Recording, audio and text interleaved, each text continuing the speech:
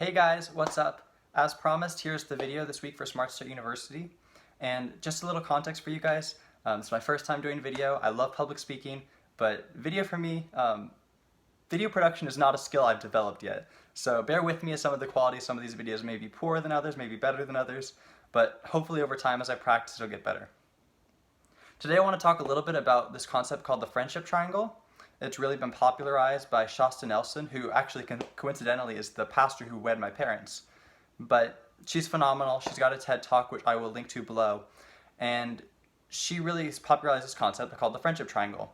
And for me, it's been incredibly influential in understanding my friendships and really maintaining and developing them through COVID and through the quarantine. So today we're just going to talk about the first side. We're going to talk about the next two sides in the coming weeks. But today I really want to talk about the first side in the friendship triangle, which is positivity. Now, anytime you meet someone, right, if you have a positive interaction with them, you're going to want to interact with them again. If they tell a joke and you laugh, if they let you talk about your passion, whenever you meet someone and have a positive interaction, you're going to want to talk to them again. But if you have a negative interaction, if you talk to them and they're rude or they're unkind or they're just not conscious of what you're going through, you're not going to want to do that interaction again. So the first side of this friendship triangle that's really crucial for developing meaningful relationships is positivity. Now, positivity isn't something that we really struggle with. I think a lot of us go ahead and have a lot of interactions where we have positive conversations with people, where we enjoy talking to them, where we learn something new and interesting. That positivity piece is really not that hard.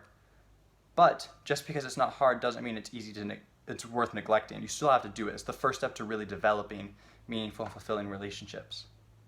So I know it's been a little tricky through COVID, right? Because there's less people to meet, and so maintaining that positivity is more difficult. But if you go ahead and meet new people, make sure you have that positive, enthusiastic vibe, and just be comfortable, just be relaxed. You know, you'll find people who resonate with you. You don't need to be friends with everyone.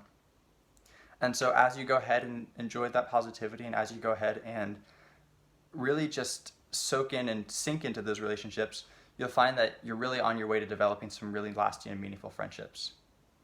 So for you, this week, just go ahead and try to find someone who you haven't talked to in a little bit. They could be a closer friend, they could be a more distant friend, but reach out to them and just see if you can have a positive interaction, whether it be via text, via Zoom call, whatever the case may be. Just go ahead and get in touch and build some positivity there in that relationship. Shasta in her TED Talk talks about that it takes about 6 positive interactions for every 1 negative interaction. So just keep that in mind. As you're building positivity, it's not a 1-to-1 ratio. You got to have those positive interactions more frequently than you have those negative interactions to really maintain a friendship. So, like I said, that's your challenge for the week. Go ahead and interact with one person you haven't talked to in a little bit, and just try to spread some positivity in that interaction. Next week, we'll be back talking about the second side of the friendship triangle, consistency. Can't wait to see y'all then.